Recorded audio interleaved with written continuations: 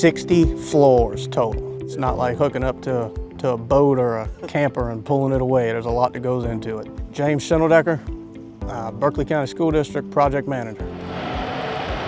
These mobile units, they're very costly, and it worked out that we're done with them for the Hanahan Middle project, and we were able to utilize them at 4 locations, here at Berkeley High, at Goose Creek High, Berkeley Middle, and then taking one to Cane Bay High also. For the growth in Berkeley County, the penny projects we can't say enough about them.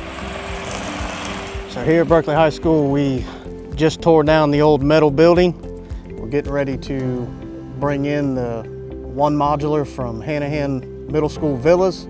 We're reutilizing that here to put students in it while we demo the old annex building at Berkeley High School. It'll be a 2-story building with, I believe it's 30 classrooms.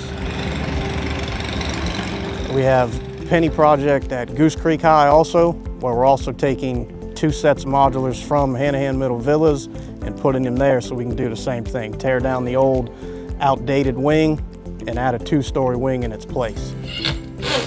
Having to buy these units again would be very costly. It was very good, but we were able to take what we already own and just move them to new locations that saved millions of dollars for our taxpayers and the stakeholders of Berkeley County.